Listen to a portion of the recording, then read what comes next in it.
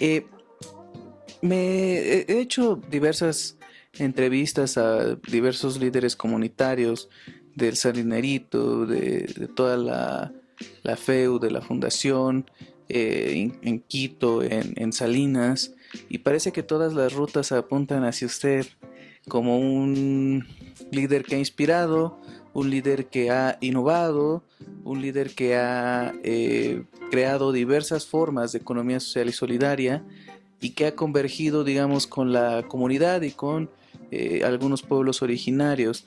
Háblenos un poco más del cómo fue creando esta parte de la economía social, o más que crear, cómo es que empezó a tornarse toda esta parte.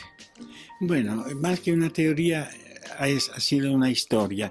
Estábamos bajo Hacienda y cualquier cosa que se hiciera, incluso la misma casita comunal que nos había encargado Taito Obispo, hubiera quedado en manos de los patrones. Y entonces la primera prioridad era librarnos de la Hacienda. Para librar de la Hacienda había que conquistar el derecho de las vertientes de agua salada, que era la forma con que los patrones dominaban al pueblo, a través de este dominio sobre las vertientes.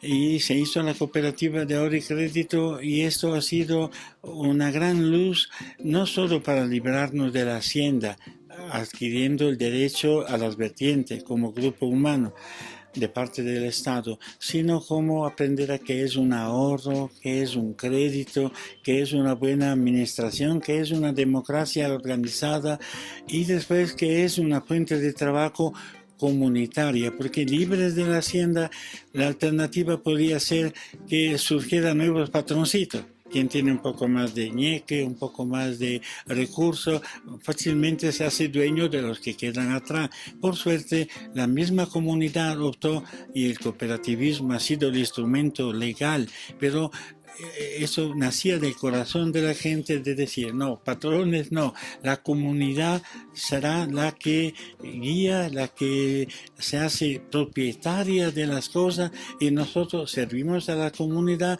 obviamente alimentando nuestros hogares, creando, respondiendo a nuestras necesidades, pero con esta visión de conjunto. Claro, digamos que históricamente ha habido una explotación por parte de la colonia, de los hacendados, hacia los pueblos originarios, hacia los campesinos, eh, y todo esto empieza a liberarse a raíz de el pensamiento de la gente, o fue un proyecto que surgió de alguien y usted lo impulsó, o viceversa, y usted dijo, creo que la parte de los hacendados no están siendo justos, vamos a juntar al pueblo. ¿Cómo fue esa chispa que inició todo? Bueno, lo que yo acuerdo es que Monseñor Dada también nos dijo, libérense primero de la hacienda, si no todo lo que ustedes hacen va a ser a beneficio del patrón. Pero contemporáneamente la gente sí estaba cansada. Los jóvenes ya se estaban yendo, me acuerdo que era a Pascuales, cerca de Guayaquil, donde un ex salinero había puesto una empresa con plátano y me dice que cargaban las cajas de dos en dos y tenía que ir corriendo. Cuando supieron que en Salinas había una posibilidad de vida distinta de lo que habían vivido, regresaron y ha sido, creo, los primeros líderes salineros los que habían salido, habían probado también otra forma de explotación y que ya soñaron y pudieron compartir el sueño de librarse de la hacienda y construir algo nuevo en el propio lugar donde habían nacido, que es muy bonito además. Eh, hablando de la iglesia misma, ¿qué participación ha tenido? ¿Cómo lo ha recibido la comunidad? Entiendo que quizás en otras partes las experiencias han sido diferentes. Eh, Quizás la iglesia pudo haber sido parte también de algunos temas que quizá a la comunidad ya no les gustaban ciertos tratos, pero veo que aquí la comunidad ha aceptado de buena forma toda la parte de la fe. Entonces, ¿a qué debe usted, pues básicamente esta buena relación, si lo podría llamar así? Mientras en otros lugares hay una mala relación. Yo pienso que uno de los tres elementos que han constituido la base, ¿no? El primero creo es el sentido comunitario de la gente. pero el segundo ha sido la inspiración cristiana también que nos dio el obispo de Guaranda, con su enseñanza, con su ejemplo también. Nos acordábamos que con botas y palas para sacar el lodo ya en una aluvión. Ya, eso ha sido algo muy importante, muy importante. Ya, entonces, y además para defendernos de los hacendados, el hecho de ser iglesia sí constituyó deterrente para ellos. Amenazaron y todo, y hubiera sido solo voluntario, los que a lo mejor hubieran ganado. Pero habiendo un padrecito, ya la cosa tenía como una cierta fortaleza de respaldo de la iglesia mismo, y optaron para vender, felices, que no le invadiéramos la tierra, sino que le compráramos, que ha sido con precio favorable. Era tiempo de reforma agraria, que también influyó para que eso se solucionara con cierta facilidad. Claro, quedar endeudado con el Fondo Ecuatoriano Popular Progreso era quería decir trabajar para pagar la deuda. Y al campesino eso es una gran forma de motivación. Ya, ahorrar casi no le nace mucho, pero cuando se endeuda después lucha a muerte para pagar la deuda, y eso es lo que nos ha permitido seguir adelante.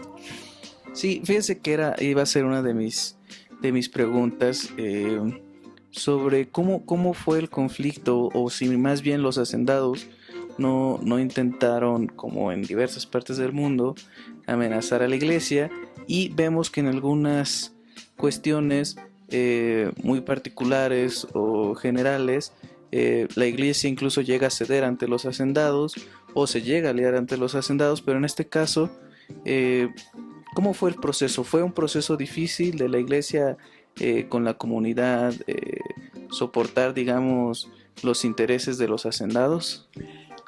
Como hablábamos antes, también hay distintas formas de ser iglesia también, lastimosamente. Ha habido iglesia que fue aliada de los hacendados. Monseñor Dada, cuando le ofrecieron 10.000 sucres de este tiempo para hacer la iglesia que hasta ahora está, dice, no puedo recibir este dinero porque es sudor y sangre de los cosas. Primero dejen de explotar a los indígenas, a los campesinos, y ahí sí recibiré con gusto cualquier ayuda que ustedes me den. Ya, nosotros vivimos bajo esta inspiración de iglesia, que no es tampoco única. O sea, ha habido muchos casos, Monseñor Poraño, varios obispos. Ya, entonces tuvimos la suerte de vivir esta iglesia de la liberación, o sea, de la iglesia del pan nuestro, no solo nuestro en la iglesia, sino pan nuestro también afuera de la iglesia. De lo que adentro se celebra, se anuncia, afuera se construye. O sea, de la puerta de la iglesia por afuera empieza el trabajo, decía Monseñor Rada. Nosotros nos encantaba eso también porque nos gustaba trabajar, el frío mismo, y ya, o sea, la juventud, todo eso coincidió, y la alegría de la gente de sentirse libre y con la seguridad de no caer en nuevos patrones a través del cooperativismo. Todo eso ha sido lo que fraguó este sistema, que entre caídas y levantadas, con éxitos y fracasos, pero ha venido constituyéndose en algo sólido, en algo que cuando me dice, ¿y cuando el padrecito no estará? Ya, ¿qué pasará? No pasa nada, todo ya funciona por su cuenta. Ayer estuve en la asamblea de la Fundación Familia Salesiana.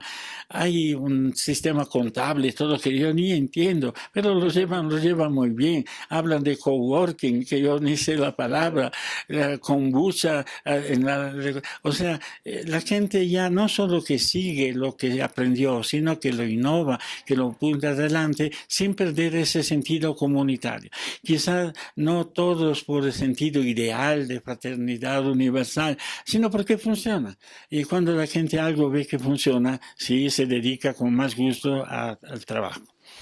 Claro, nada más como dato, quiero informarles que no sé más o menos con exactitud, pero hemos de estar entre unos 5 o 6 grados centígrados, sobre una altura de 3.500 metros. Y en la noche, eso sí se las puedo asegurar, estuvimos a 2 grados centígrados con una sensación térmica de 1 grado. Entonces por eso es que Helada, se forma lastra de hielo. nada sobre el comentario del por qué estamos... Sí, que bajo cero también. Sí, no, el agua se congela a 0 grados.